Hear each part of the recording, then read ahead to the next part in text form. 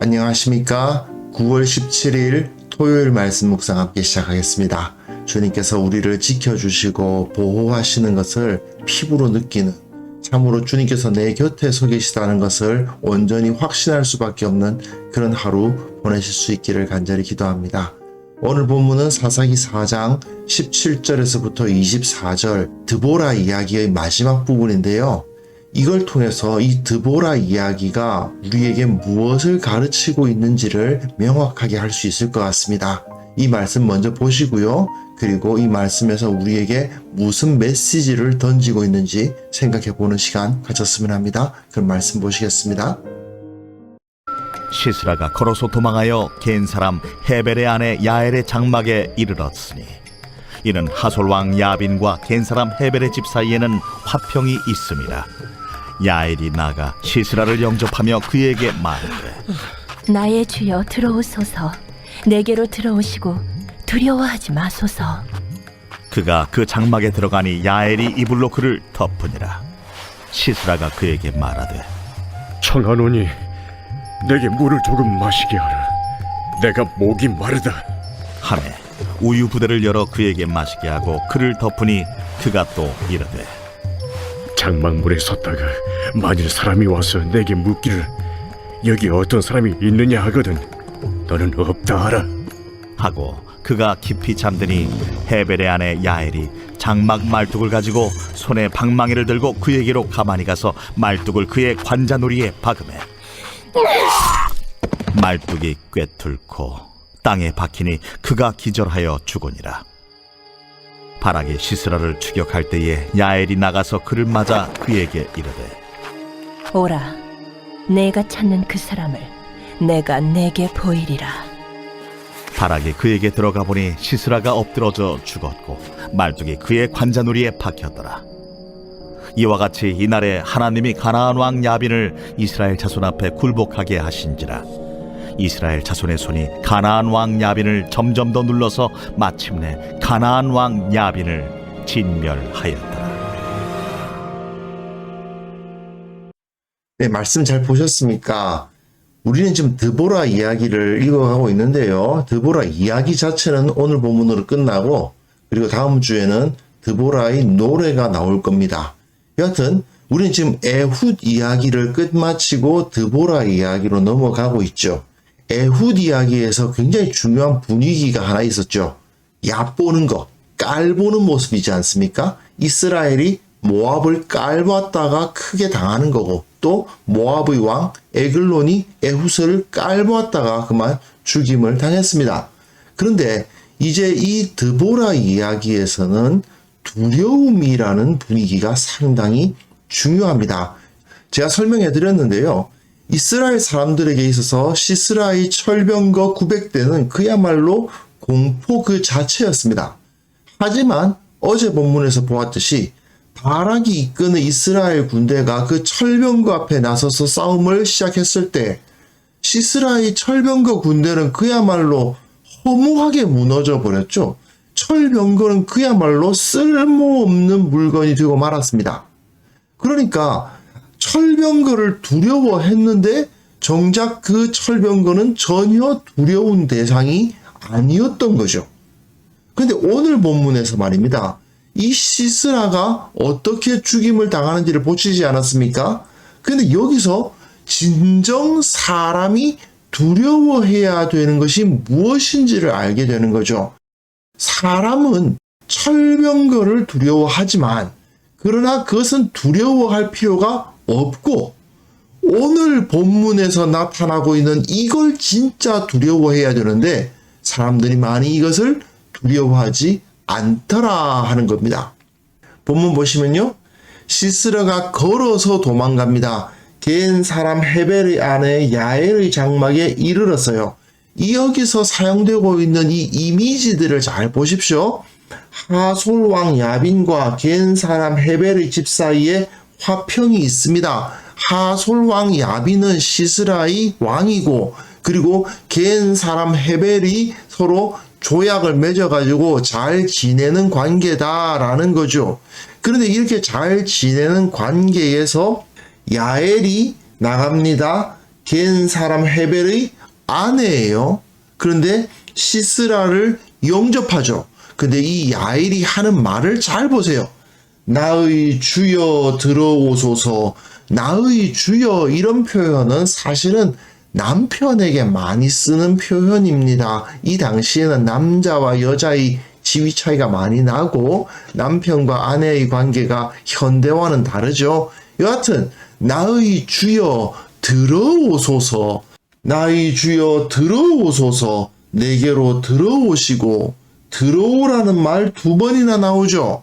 사실 이 표현은 남녀 간의 불륜을 떠올리게 할 만한 표현들입니다. 그런데 두려워하지 마소서, 두려워하지 말라. 그러니까 그가 그 장막에 들어갔다 야엘이 이불로 그를 덮었다. 그리고 또한 뒤에 보시면 시스라가 물을 마시고 싶다고 하니까 우유를 마시게 해주고 또 그를 덮었다. 그에게 들어왔다 덮었다. 시스라와 야엘이 그런 관계를 가졌다는 의미는 아닙니다. 그러나 이 표현이 남녀의 불륜을 떠올리게 만드는 표현들이 사용되고 있는 거예요. 자, 그 다음 본문 보시면요, 이 시스라가 상당히 두려워하는 것을 보게 됩니다. 장막문에 섰다가 만일 사람이 와서 내게 묻기를, 여기서 사람이라는 것은 히브리어 이슈인데 남성형 명사입니다. 남자죠. 여기 어떤 사람이 있느냐, 남자가 있느냐 하거든 너는 없다 하라. 사람이 없다고 거짓말을 해라 하는 얘기인데, 시스라가 지금 두려워하는 대상이 누구입니까? 남자죠. 그러고는 그가 깊이 잠듭니다. 누구의 품에서요? 헤벨의 아내 야엘의 집에서, 다른 남자의 아내의 장막에서 이불을 덮고 자고 있는 시스라의 모습을 보게 되죠. 이 시스라는 두려워하지 않은 대상이 있습니다. 바로 이 여인이죠. 남자는 무척 두려워했습니다. 혹시라도 누가 나를 쫓아와서 나를 잡아서 죽이지 않을까 두려워했어요. 그런데 이 여인은 두려워하지 않았던 겁니다. 그런데 좀 전에 보셨다시피 그 표현이 어떤 표현들이에요? 불륜을 저지르는 것 같은, 간음을 저지르는 것 같은 그런 표현들이 사용되고 있죠. 그런데 이 여인이 가만히 가서 말뚝을 그의 관자놀이에 박아버리고 말뚝이 꿰뚫고 땅에 박히니 그가 기절하여 죽으니라. 네, 굉장히 처참하죠. 그냥 죽이는 것이 아니라 말뚝을 관자놀이에 박아 죽이는 거 굉장히 두려운 표현 아닙니까? 굉장히 위험한 여인이었던 것입니다. 이 야일은. 여기서 우리가 무엇을 두려워해야 하느냐에 대한 답이 나오죠. 불법을 저지르는 것을 두려워해야 되는 거죠. 바락이 두려워했던 것이 무엇인지 기억하시죠? 철병거였습니다. 하지만 철병거는 전혀 두려워할 대상이 아니었습니다. 이 시스라가 두려워하는 것은 무엇이었습니까? 적의 군사였습니다. 남자가 와서 나를 잡아 죽이지 않을까 두려워했습니다. 그러나 정말 그가 두려워했어야 되는 것은 하나님 앞에서 범죄하기를 두려워해야 됐다는 것입니다. 분명히 다른 남자의 아내의 장막에 남자가 들어가서 우유를 받아 마시고 그리고 이불을 덮고 자는 것은 그 그림 자체가 불륜, 간음의 그림이에요. 그런데 이것은 분명히 하나님 보시기에 범죄임에 틀림이 없죠. 그러니까 이런 범죄에 의해서 그는 말뚝이 그의 관자놀이에 박혀 죽었다라고 2번이나 강조하면서 그가 정말 두려워해야 될 것을 두려워하지 않았다라는 것을 보여주는 것입니다. 결국 결과적으로 하나님은 가나안 왕 야빈을 이스라엘 자손 앞에서 굴복하게 하십니다. 시스라, 자기 밑에 있던 군대 장관이 이렇게 비참하게 죽고 그 왕이었던 야빈도 이렇게 이스라엘 자손 앞에서 굴복하여 결국은 진멸당하고 말았습니다. 원래 가나안 족속은 이스라엘의 손에 진멸되었어야 되는 거 아닙니까? 이스라엘이 가나안을 두려워했던 것은 사실 꽤 역사가 깊죠. 가데스 바네아에서부터 저들은 다 장대하고 우리는 다 메뚜기다 했을 때부터 이스라엘은 가나안 족속을 두려워했었습니다. 하지만 전혀 두려워할 대상이 아니었죠.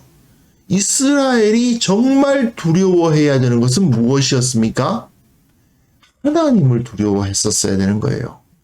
하나님 앞에 범죄할까봐 두려워해야 되는 것이었습니다. 이게 바로 이 드보라 이야기가 우리에게 가르치는 가장 중요한 메시지죠. 뭘 두려워하느냐? 에훗 이야기에서 우리가 세상을 얕봐서는 안 된다는 것을 배웠다면 여기 드보라 이야기에서 세상을 두려워할 필요가 없음도 배웠습니다. 제일 중요한 것은 무엇입니까? 하나님을 두려워하고 하나님 앞에 범죄할까봐 두려워해야 된다는 것. 이게 가장 중요한 핵심이라는 것을 우리는 잊지 말아야 될 것입니다. 그래서 이 시간 함께 기도하실 때에 내가 세상을 두려워하지 아니하고 하나님을 두려워하는 자가 되게 하여 주옵소서. 세상적인 가치관에 의해서 좌우되지 않도록 도와주시고 오직 주님의 법도를 지키기 위해 최선을 다하는 우리 모두가 되게 하여 주옵소서. 함께 기도하겠습니다.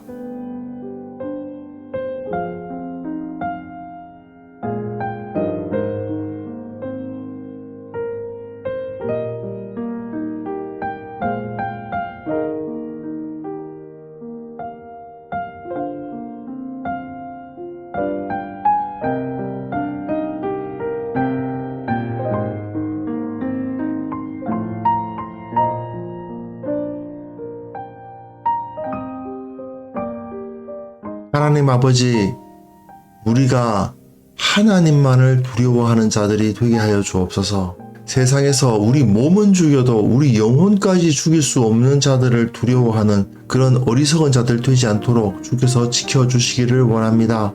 늘 주님의 법도 안에서 머물게 하시고 하나님의 뜻, 하나님의 가치관, 하나님의 질서, 그것만을 우리가 추구하며 따르는 자들이 되게 하여 주시기를 원하고 바랍니다. 아버지, 이 나라의 수많은 사람들이 하나님의 법을 알지 못하여서 엉뚱한 것을 추구하고 헛된 것을 가지려고 노력하고 있습니다. 저들이 진정 중요한 것이 무엇인지, 진정 두려워해야 할 것이 무엇인지 깨닫게 하시고 주님 앞에 무릎 꿇고 예수 그리스도의 이름 앞에 돌아오는 그런 역사들이 일어날 수 있도록 도와주옵소서.